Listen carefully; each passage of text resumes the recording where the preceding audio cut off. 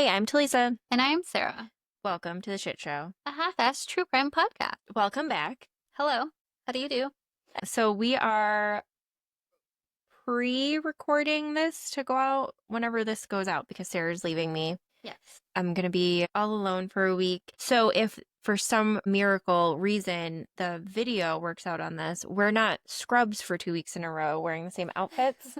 We do have other clothes. We're just recording 2 episodes in one day. Well, it's kind of like one episode. We're just breaking it in half. Yeah. Also, we realized in the middle of the last episode that we were wearing pretty much the same outfit because I said I almost wore a tank top just like that.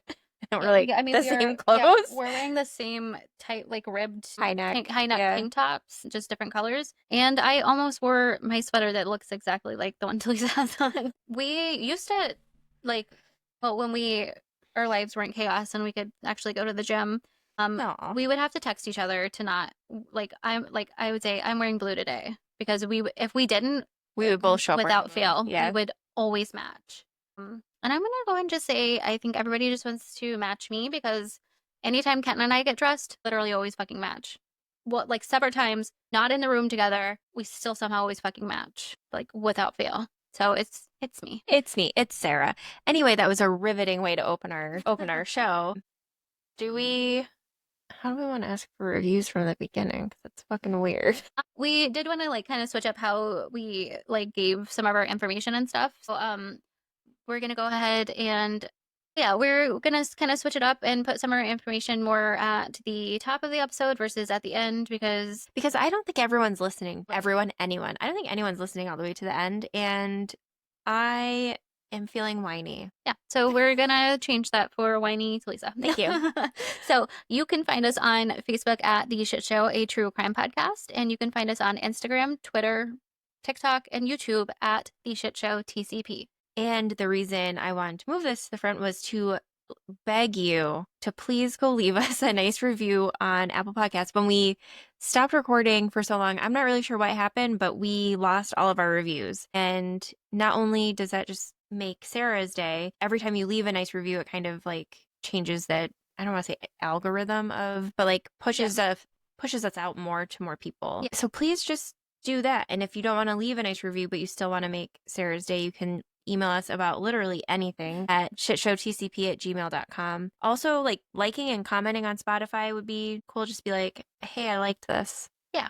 Sarah fucking up names is so funny. All right. Anyway, we are, like I said, recording this from the way past, and you're listening from the way future. I guess I'll just jump into my case because it's my turn. Sarah did hers last. Yes. All right. So I am going to be telling you about the Axeman of New Orleans. Okay. Do you know anything about that?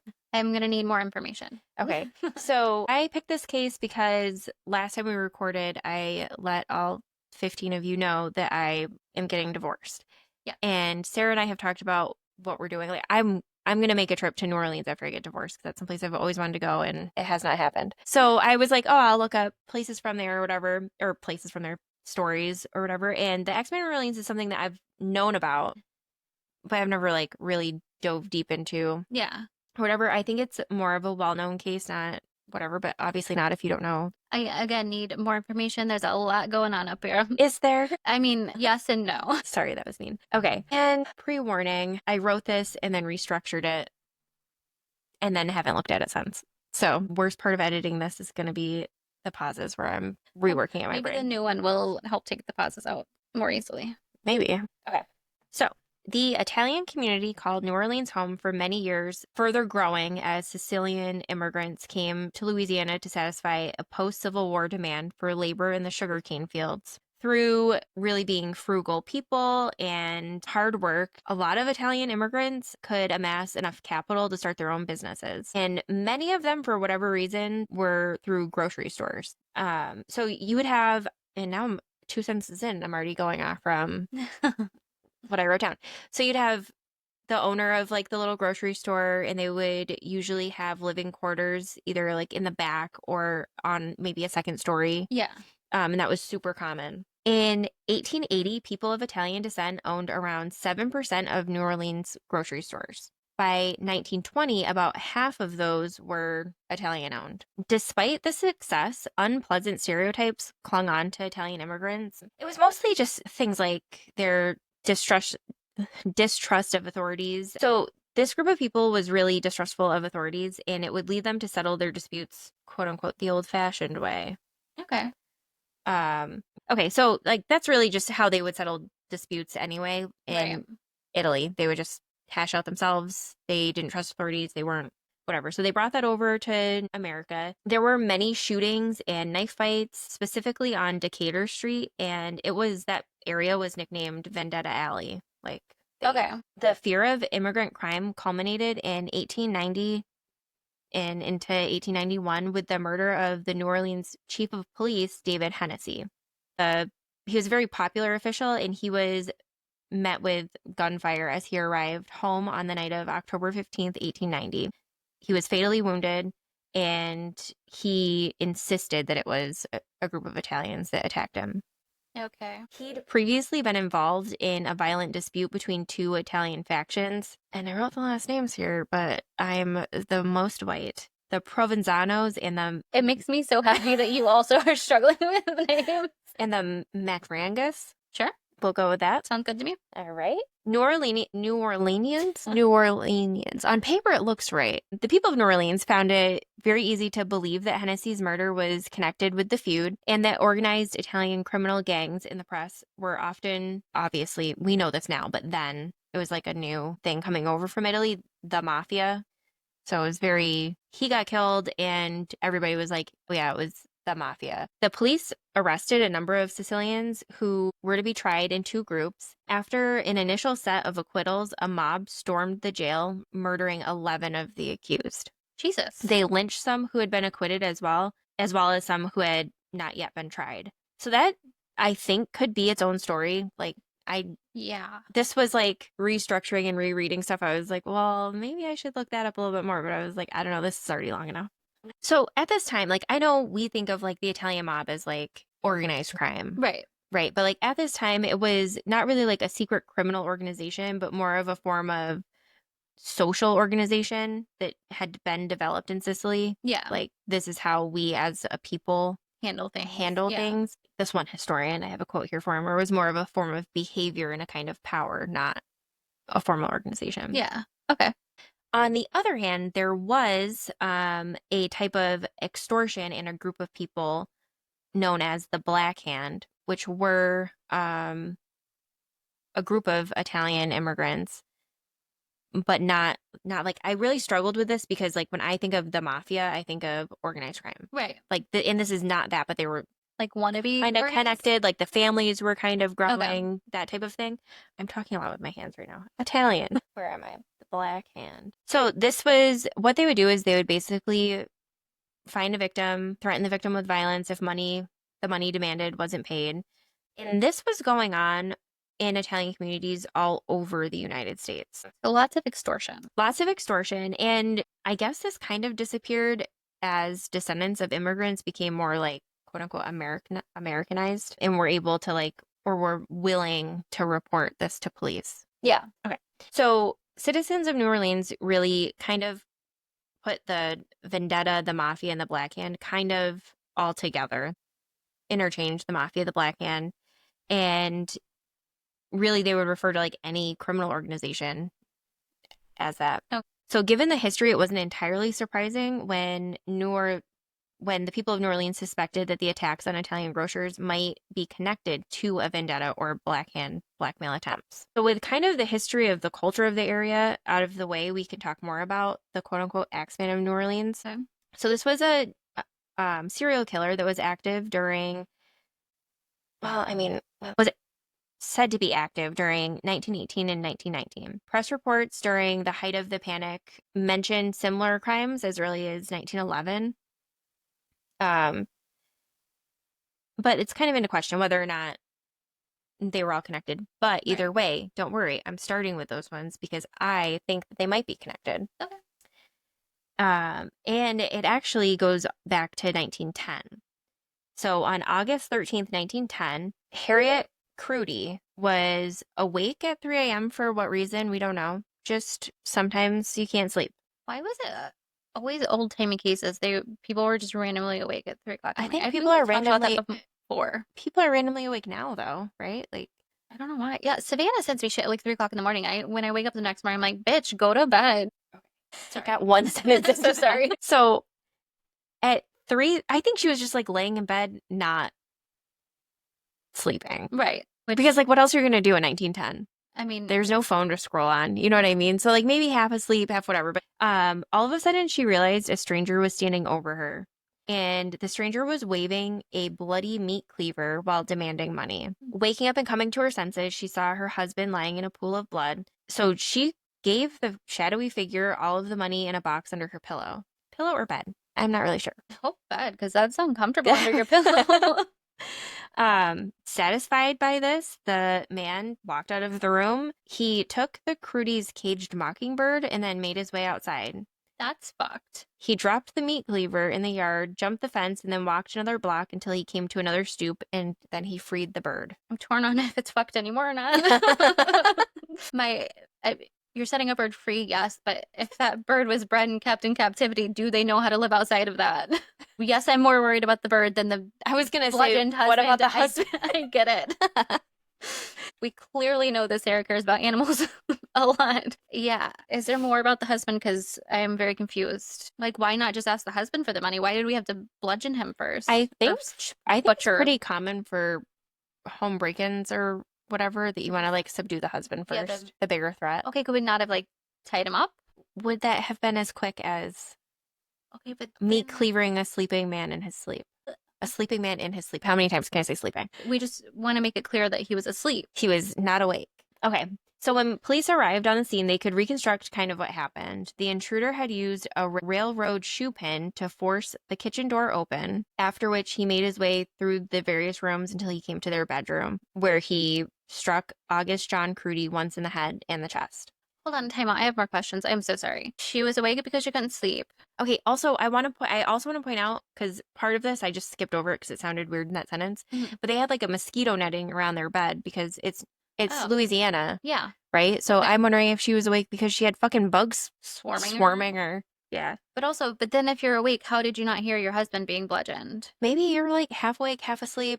You know, I don't know. I can't. I'm not a good judge of that because I am literally the lightest fucking I was gonna say, sleeper. we've talked about you being a super light sleeper. I don't know. I've drifted in and out of sleep, like, and then I wake up and I say I didn't sleep all night, but I know I did. Yeah. But it felt like I didn't because I was like, because in and out. Yeah. Okay. You're in and out and awake or whatever. Okay. And if it's just like 2 quick blows, it's not like the husband can really hit him in the head. Right. Okay. And then maybe that's what startled her kind of awake. I'm just trying to understand. So August was sent to Charity Hospital. His injuries were actually found to be non-life threatening, which I'm like, sir, you have a hard head. Wait, did he not die? He didn't die. Okay, never mind. Okay, sorry. This whole time I'm assuming that he just because when you take a meat cleaver to the head, that's honestly very shocking. He did not succumb to that, especially in that time. Yeah, he must have had a hard fucking head. God damn it, I'm in between. Okay. I don't feel so bad now that I was only worried about the bird. Okay. The profile of the attacker composed from descriptions from Mrs. Crudy and a witness who was looking through a window, which I think that might be how they know the bird was. Oh, okay. Or maybe they found the bird cage. I'm not really sure. Profiled him as a man, maybe in his mid-30s, about 5'6", broad shoulders, clean shaven, with dark hair, wearing a working man's shirt, dark trousers, and a derby hat. What is a derby hat? What's a working man's shirt? I just picture like a button-up. Yeah, that like yeah. I fear that if I Google derby hat, it's going to be the Kentucky Derby. Google. What year is this? 1909? 1910. Old-timey derby. Oh, like a bowler hat. Oh. Okay. That's a choice. That is a choice. You can get one for $8 now. Okay. On September 20th, 1910, around 1:45 in the morning, Conchetta, is that, do you think that's how you say that? Concetta? Chetta. Conchetta Rosetto awoke when a meat cleaver struck her in the face, breaking her cheekbone. A second strike went across her neck, and the attacker moved to her sleeping husband, Joseph, striking him twice in the face. The assailant dropped his weapon, and then, taking nothing from the building, he left, hopped over a fence in the front yard, and vanished. Okay, so now we're assaulting both and taking nothing. And hitting the woman Yeah, first. yeah. Which is Maybe he thought it was maybe that is the case that he thought he was on the husband's side of the bed, struck, realized not him, quick, go to the other side of the bed. right. Despite being wounded, Joseph fired his revolver in the air, drawing the attention of people nearby. Neighbors would take the couple to Charity Hospital, and to their surprise, and many of the medical staff treating them, both would survive. Holy macaroni.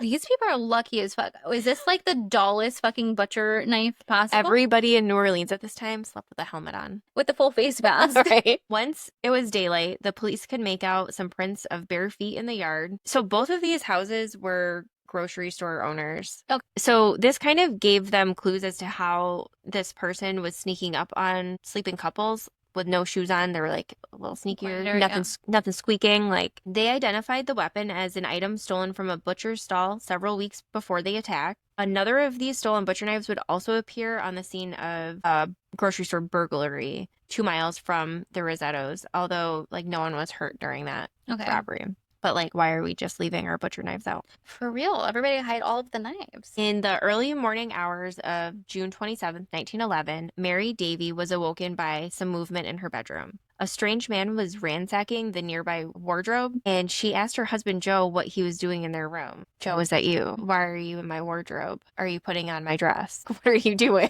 She only got a groan in response next to her, not from Across the room. The intruder, hearing her speak, spun around to face her and demanded to know where the money was. Mary froze in fear, which infuriated the man in her room, and he hit her with a porcelain mug. Rude. Well, he had already used all of his stolen meat cleavers. But was it a pretty mug? Oh, everyone should know that Sarah collects mugs. Oh. So. Might have a slight obsession with coffee mugs. The Davy grocery store and residence was a small place on the outskirts. What? I'm breaking down. I wish I went first now.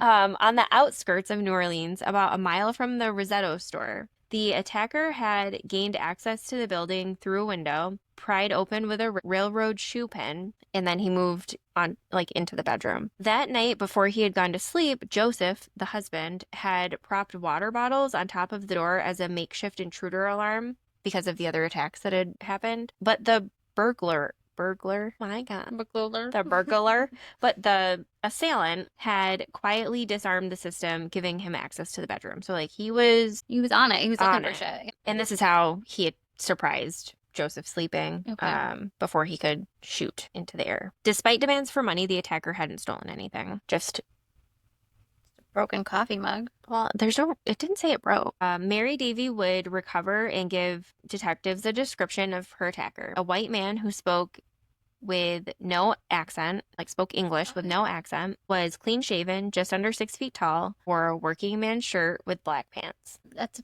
better description of what they've gotten so far, right? I think it's like about the same. Okay. Really. Well, I didn't know like the clean shaven and the height. I think I remembered. Yeah, they did that in the last one. She was adamant that his movements were silent, and she had suggested that he might have been barefoot at the time of the attack. These first 3 attacks had a clear pattern of escalation. John Crudy's injuries were relatively light and his wife was unharmed. The Rosetto suffered severe injuries although both survived. During the Davy attack, I think that guy died.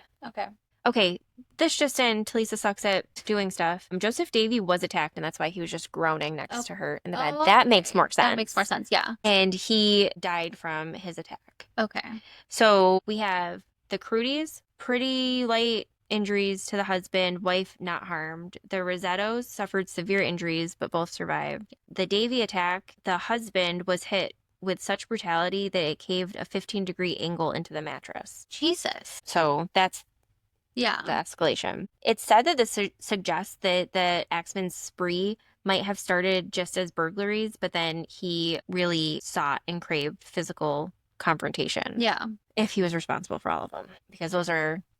That set of 3, it's debated on whether or not they're really connected. Okay.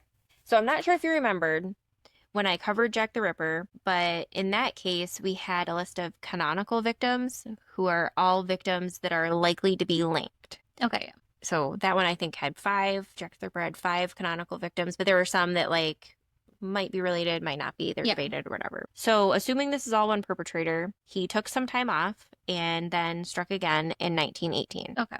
So now we're going to start the Axeman of New Orleans canonical victims, like the ones that they are linked together. Okay.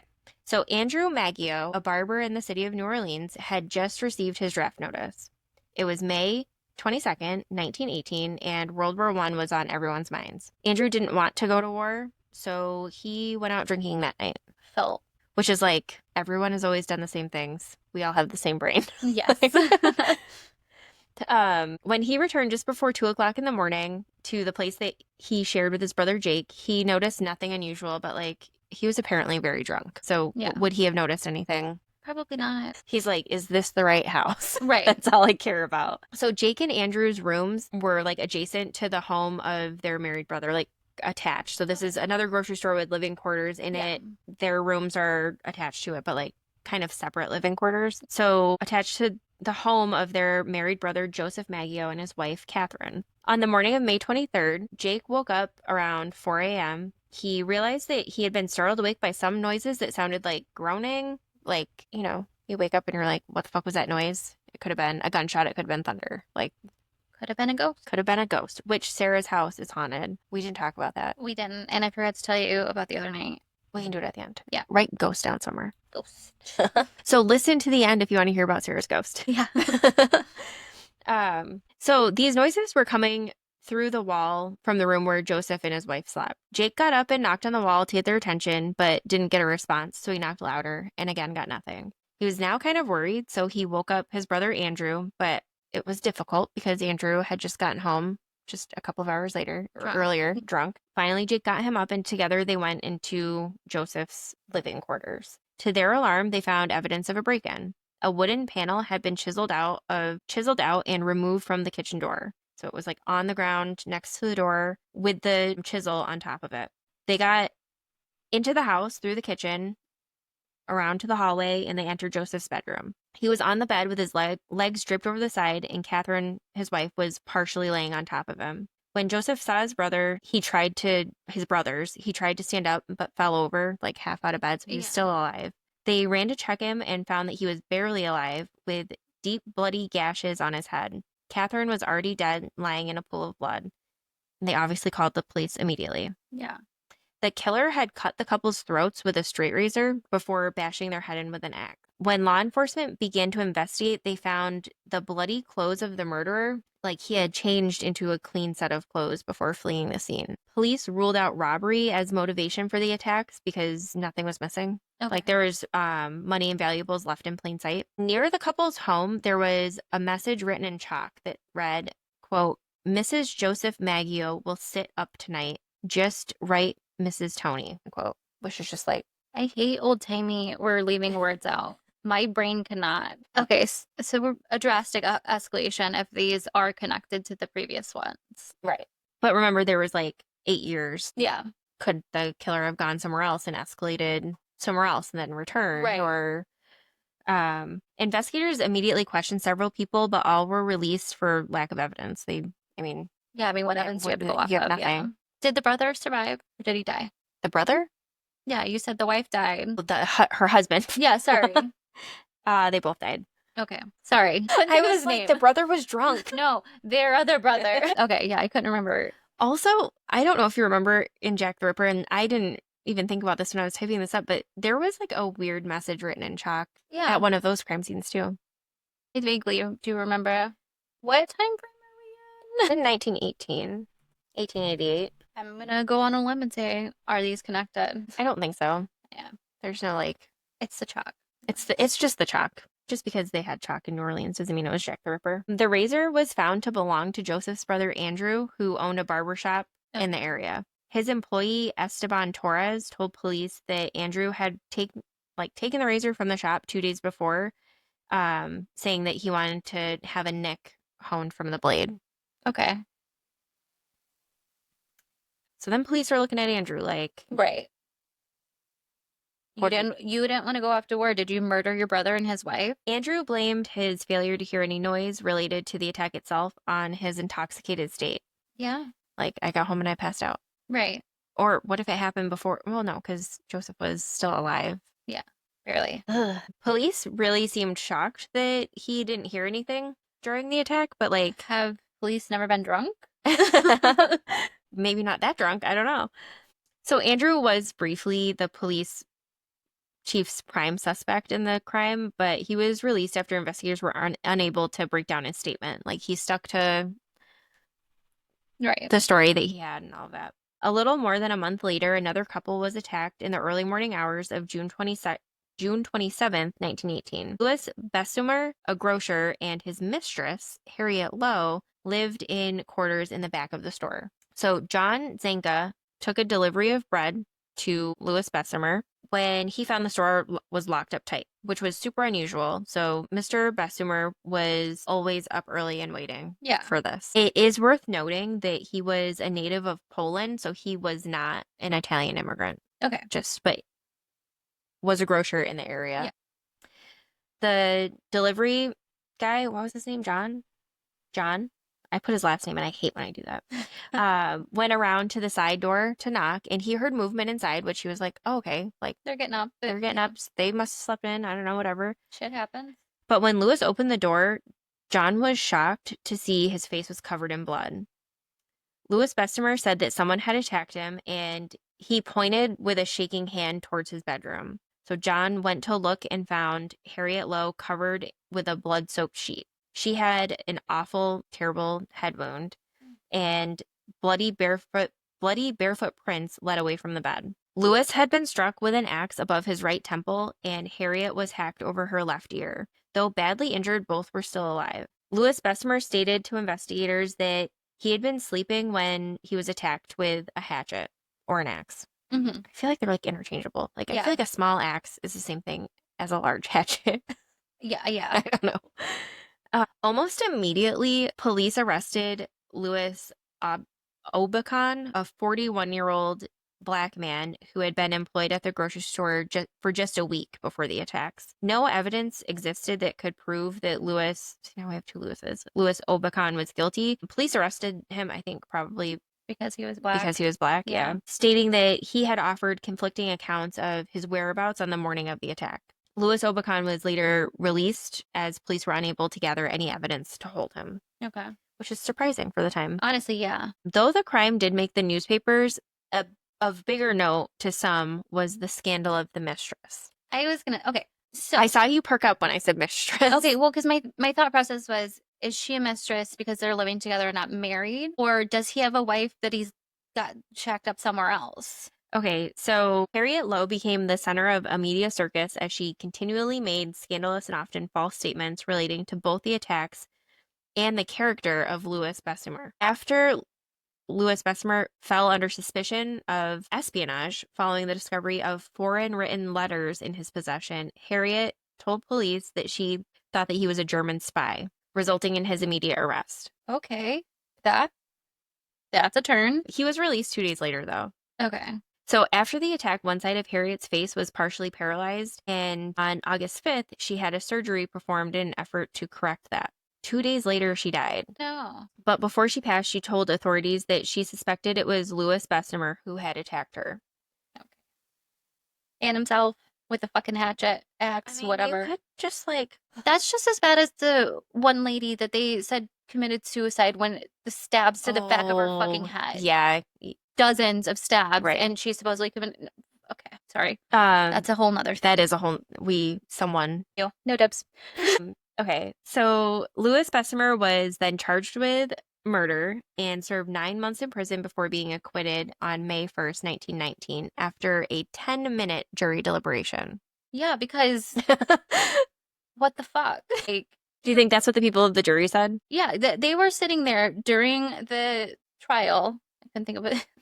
And then they're like, can we hurry this along? We already know what our answer is going to be. Right. Okay, so some articles cover this and they do like the whole big long timeline. So you have the attack and then you have all these other attacks and then you have like his trial and his stuff later down the line. I just put it together because it's not him. Right. So now going back to August 5th, 1918, in the early morning hours, Anna Schneider. Oh, wait. Okay, hold on. I forgot to put it in here. U.S. customer, Yeah. his wife, quote unquote, potentially. Remember, I texted you and I was like, I've been searching and searching and searching and searching for this man's wife's name, and I couldn't find it anywhere as if she didn't exist.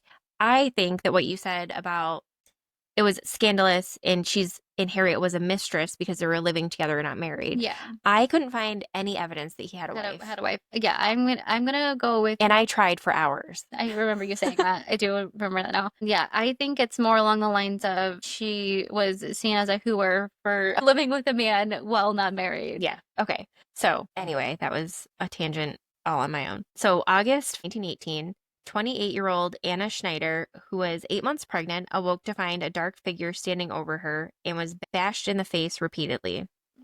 Her scalp was cut open and her face was covered in blood. Anna was discovered after midnight by her husband, Ed, as he returned home from work. Anna survived, but claimed that she didn't remember anything from the attack and actually gave birth to a healthy baby girl 2 days later. Jesus, the trauma from the attack probably sent her into labor. Yeah, I would say. Ed told police that nothing was stolen from the home besides $6 or $7 that had been in his wallet that he had left at the home that day. Okay.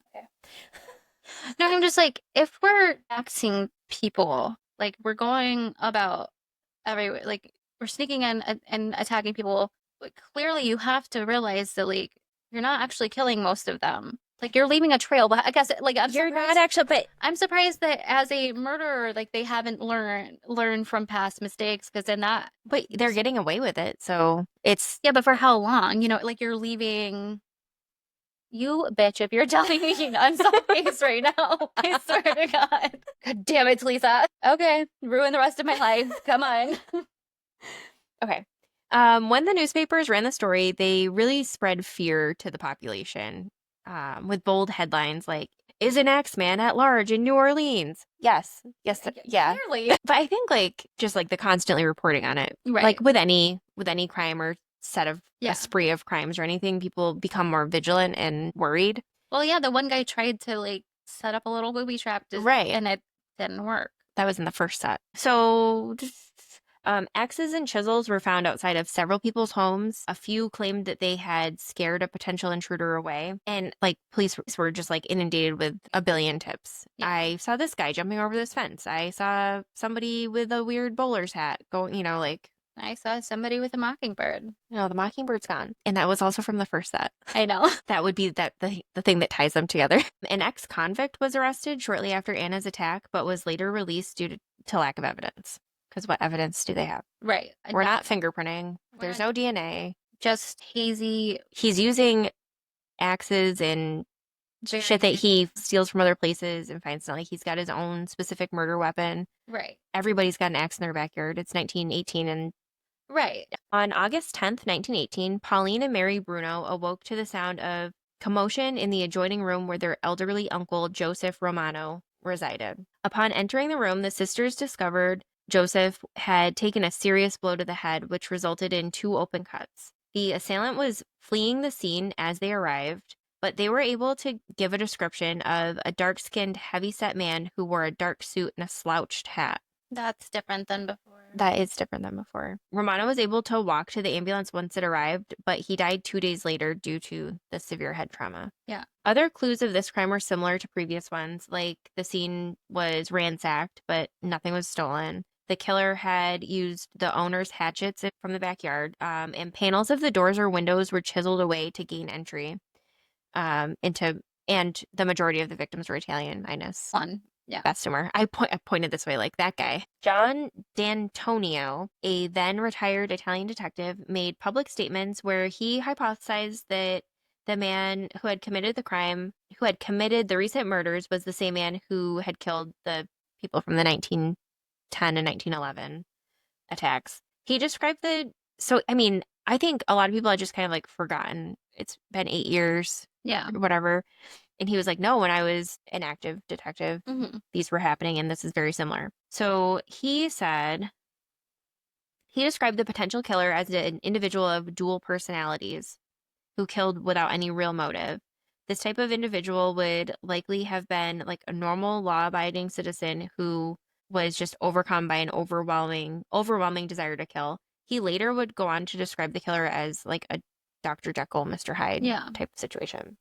What? I was just gonna say, yeah, because normally during the day, most people don't walk around axing people in the face because Well, at night, most people can't don't get away do with it that. either. But Well, I'm just saying, if you're gonna axe people, you're not gonna do it when somebody's staring at you.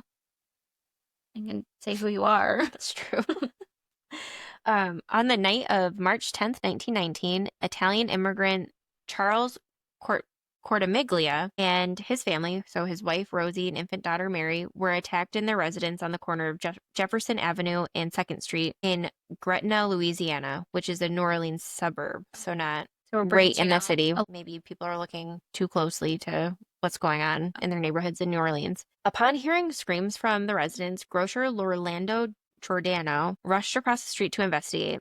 He discovered that the Cortimiglia family had all been attacked by the Axeman. Charles and Rosie had suffered skull fractures from blows caused by an axe, which was found on their back porch, and Mary was killed in her mother's arms from a blow to the back of the neck, which was really sad. so we're definitely escalating here. We're like without no regard to anything at this point. Yes, and I think it must show that this person's not like staking out the families at all. Right. Because it sounds like Mary was in bed with her parents, not Yeah. in like her own separate room or anything. Right. Nothing was stolen from the house, but a panel on the back door had been chiseled away. Charles was released 2 days after the attack while his wife had to stay in the hospital. Upon gaining full consciousness, Rosie claimed that the neighbor, George Orlando, and his 18-year-old son, Frank, were responsible for the attacks. Orlando was a 69-year-old man and was said to be in too poor of health to have done this. Mm-hmm. Frank, 18-year-old son, was 6 feet tall and weighed over 200 pounds and would have been too large to fit through the panel in the back door. Okay. What, or were we not reaching through the panel to unlock the door? I think in some of them, like, you couldn't. Okay. That is, again, that goes to like how brains work and how like it's just like randomly your brain saying, no, this person did this to me. I don't know if that's her recollection of the Right. night or whatever. It could also be she was attacked and then the first faces that she saw Right. were That's her what, yeah, that's neighbors. what I was thinking. He's too fat to fit through the panel in the back door. Charles denied his wife's claims. He was like, nope, that absolutely was not Right. them. Police nonetheless arrested both men and charged them with murder. The men would later be found guilty. Frank was sentenced to hang and his father was sentenced to life in prison. Charles divorced his wife after the trial, which like divorce in 1918. Right. To like really show like, no, what the fuck? Yeah. Yeah, because she was like, they Adamant. about it. Almost a year later, Rosie admitted that she had falsely accused the Giordanos out of jealousy and spite, and this resulted in their release. And then I wrote, I'm kind of surprised they weren't just very quickly, or Frank at least wasn't just very quickly executed. Yeah. But also, you're jealous, so you just ruined two people's lives. I don't know if they had like competing grocery stores or something, or I don't know. Or maybe she said that because, again, she was attacked and they were the first faces that she saw, and then like didn't want to say, just kidding, I was wrong. I don't know. Yeah.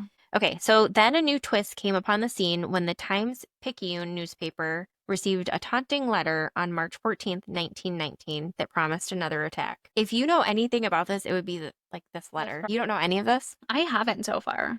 I almost didn't do this because I was like, that's too... No, I don't. I'm not. Okay. So the letter was dated from hell, March 13th, 1919, to the editor of the Times-Picayune in New Orleans in general. Okay. Esteemed mortal. I don't know if I can get through this without laughing. Don't Don't look at me. I don't know. You just saw me like, fuck, what do I did. do with That's my what I hands? was- Esteemed mortal. They have never caught me and they never will. They have never seen me, for I am invisible. Even as the ether that surrounds your earth, I am not a human being, but a spirit and a fell demon from the hottest hell. I am what you Orleanians and your foolish police call the Axeman. When I see fit, I shall come again and claim other victims. I alone know whom they shall be.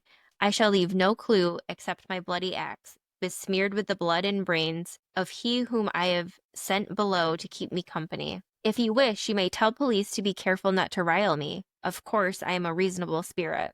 I take no offense in the way in which they have conducted their investigations in the past. In fact, they have been so utterly stupid so as to amuse not only me, but his satanic majesty, Francis Joseph, etc. But tell them to beware. Let them not try to discover what I am, for it were better that they never were born than for them to incur the wrath of the Axeman. I don't think there is any need of such warning, for I feel sure that your police will always dodge me as they have in the past.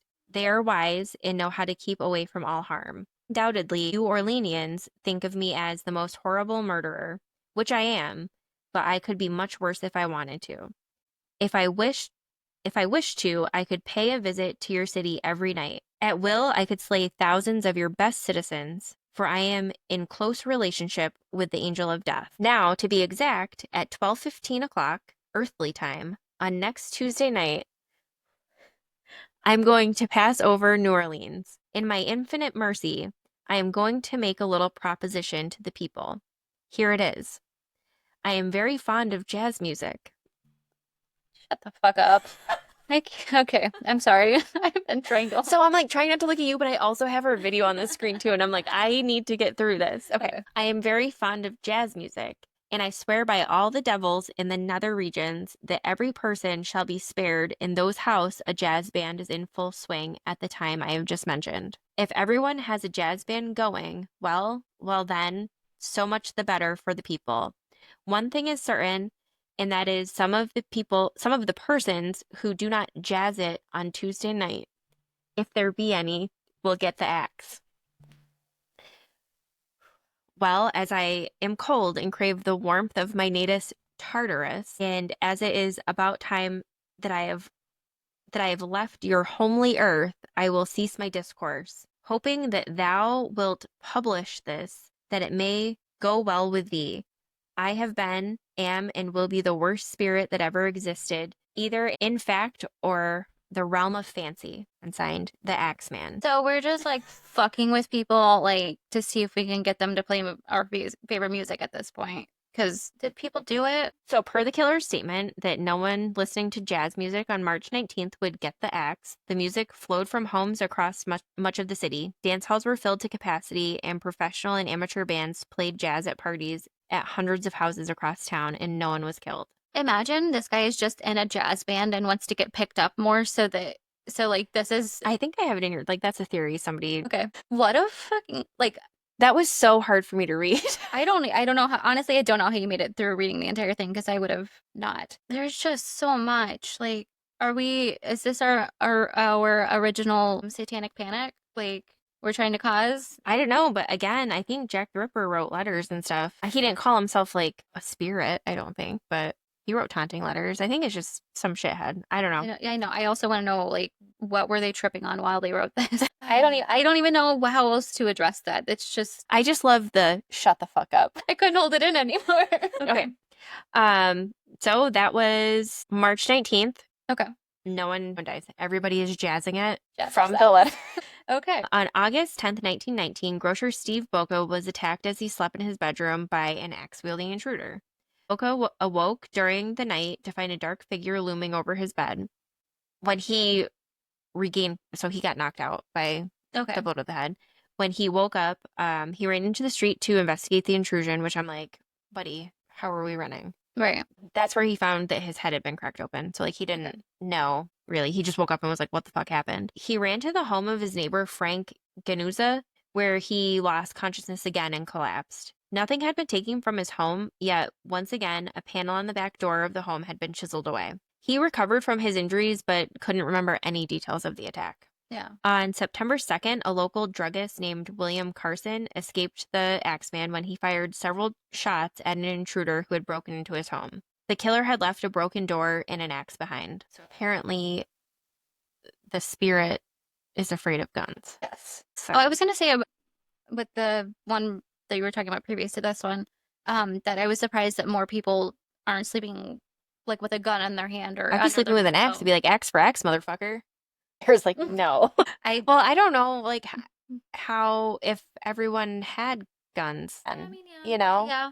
Everybody had an axe, though. Yeah. On the night of September 3rd, 1919, Sarah Lawman was attacked in her apartment. Neighbors came to check on her, because she lived alone, and they actually broke into her home when she didn't answer. They discovered the 19-year-old laying unconscious on her bed, suffering from a severe head injury and several missing teeth. The intruder had entered the apartment through an open window and attacked her with a blunt object. A bloody axe was discovered on the front lawn of the building. So I think, like, the back part of the axe. Yeah. Sarah Lawman recovered from her injuries, but couldn't remember any details of the attack. Right. On the night of October 27th, 1919, um, Mike Pepitone's wife, do I not have her name in here? Was I just over the wife's names by the time I got to this? Probably. Or they may not have included it. They may not have included it, yeah. She was woken up by a noise and went into the bedroom. I don't know if she was sleeping on the couch or whatever. They were not together in the middle of the night. Oh, okay. So got to the bedroom just as a large axe-wielding man was fleeing the scene. Mike Pepitone had been struck in the head and was covered in blood. Blood spatter was all over the majority of the room. So this woman, who is just nameless, I guess, was the mother of 6 children and was unable. That's a weird spot to put that. They had 6 kids. Okay. She was unable to describe any characteristics of the killer besides he was large. Okay. The Pepitone murder was the last of the alleged Axeman attacks. The police received a report about an incident in Los Angeles, California that occurred on December 2nd. Apparently, Mrs. Mike Pepitone, dressed in black, had accosted a New Orleans resident named Joseph Mumfree, stepping from a shadowed doorway and shot him. He dropped dead on the sidewalk, and she waited for police to come and arrest him, and she insisted that she had seen him running from her husband's room the day he was killed and, like, tracked him down to California and killed him. I'm not going to say good for her, but... How did that happen? And we don't know what her first name is. Okay, so her husband's murdered. She says, I don't know, I didn't see anything. Months later, she supposedly finds the dude, kills him in California. Right. Okay. I feel like she knew who it was. Yeah, absolutely. I mean, to track them all the way down to California, like... Right. Yeah, and it's more than just, I have an old-timey article. Esther. Esther took care of some business. Esther said, fuck you, goodbye. Fuck you, goodbye. So Joseph Mumfree did have a criminal record. And during the break between 1911 and 1918, and from the last murder in 1918 until the first murder in 1980, remember there was like a small break in there? He had been in prison both of those times. Interesting. So Esther was out here just doing the Lord's work. The police's work. And he had left New Orleans right after Mike Pepitone was killed. Okay. So he knew he was seen that time. I think so. Aside from Esther's testimony, there was no evidence that directly linked him to any of these crimes, but there was nothing is linking anyone to anything. Esther Pepitone, served 3 years of a 10-year sentence in Los Angeles and then disappeared. Good for her. I do not condone murder. Good for her. Okay. There were no more axe murders in New Orleans. I mean, there were, around that area, a handful, but I think you can't attribute every single axe murder to this mystery being. Especially because, like you said, it is the most convenient weapon of the time. Right. One theory suggests that the attacks were racially motivated, given that New Orleans Axeman appeared to be targeting Italian grocers. But maybe he's just telling grocers. Why? They give you food. They didn't let his jazz band play. One time, we got to track that down. Others suggest that it might be like that mafia. Yeah. The mafia people were shaking down these Italian grocers for protection money, and a lot of them were refusing. Yeah. So they started directing all of their quote-unquote enforcers to do it. And then that's why, you might have descriptions of people who are slightly different or very different. A skinny, white, clean-shaven man and a heavy-set black man. Yeah. Also, but would a black man be... And I was gonna say, no. Maybe he was just a copycat. Maybe those girls thought they saw... You know what I mean? Didn't actually... Well, I mean, as much as you think you're going to remember every detail of a traumatic incident like that, you're not. Contemporary researchers actually do lean towards Joseph Mumfree being, because he was in prison during all of the breaks. Right. That explains that 8-year gap. Right. And that it just stopped when he died. Stopped when Esther was like, no, fuck you. Yeah. Killed my husband. Yeah. I want a picture of Esther and I want to put it on a t-shirt. If you find that. For the store that we used to have. I'm gonna need you to go. That's your job right now. Okay. Okay, so there was also and unclear to me if this Joseph Mumfree that Esther killed and this person, I think they're the same person, but it was very not super clear. Yeah. His name was Frank Doc Mumfree, who would use an alias as Leon Joseph Monfree or Manfree, owned Mumfree's Garden District Jazz. a business that was previously struggling, as noted by many in the community, and maybe he was trying to get more business into his jazz. Like that's where the tie of the jazz is. And Or it's just some fuckwad being. but I was like, a I wrote, are we fuckwad. really killing all these people for your jazz business? No. No. No, because again, like it was only mentioned like after a billion people had been axed to the face. It wasn't like after the first one. Like, Right. But if this Mumfrey guy that owns the jazz business is the same one that Esther killed, then like that would tie into the letter, even if he was just Yeah. writing it as a joke. Like, if everyone plays jazz, then I won't kill anyone. Let me watch the city bend to my will or right, whatever. yeah. Which is probably just a gross person being Yeah. gross. Yeah. So anyway, my sources were the Smithsonian Magazine, crimelibrary.org, Britannica, the lineup, and Wikipedia. And that's the Axeman of New Orleans. I'm going with this isn't unsolved. Esther solved it. Police couldn't do it. Esther did it. It's officially unsolved. No, I agree. Not Esther. only did Esther solve the case, but she fucking took care of the problem. I'm just like, she stayed quiet during the investigation. Right. I was like, I know where that motherfucker's going. Yeah, I think which is what I'm in awe of most is like I don't. Well, she was Italian too, right? Well, it Yeah. leads into the whole. We take care of it ourselves. Right. I don't trust that you're gonna get this job done. I'm doing this. Well, and look at maybe there is something to that for that time period in this area, like Yeah. not trusting that the police are going to do it because they would question people and then be like, we don't have enough evidence. Sorry. Or fucking put people who were clearly innocent in jail. Right. Prison. Okay. Anyway, that's my case this week. Thanks. I hate it. I guess the only thing I can say from that is Esther is a real OG and she took care of business. She sure did. So that was, I hadn't heard that before. I'm really surprised because you've done, it's old timey. Yeah. It's axy. I'm not saying I haven't come across the axe murder or you know, like the title of that. And, Yeah. But then that's as far as I ever went, if anything, because I've come across lots of axe murders that I haven't done. So You don't sound crazy at all. No. Okay, how do we close this now that we've already... Yeah. Did we want to, like, in 2 seconds, tell them about my ghost? Oh, I forgot the ghost. Yes. Do you want to start with your editing last week? Okay, so it's not just last week. It's happened a couple of times. Yeah, Remember, I've now. sent it to you. I'll be editing, and then all of a sudden, it's just like weird. Like one time, it sounded like a voice. Oh, it 100% was a voice the one time. I can't remember what it said, but it was just something like sudden and like weird. And then I can't remember what it was last time. Just like a weird blip of... It was like a kind of like a weird like laugh, like a man. Oh, God, so creepy. Wasn't one that like, I mean, oh no, that was definitely us. Like, no, it was clearly not us.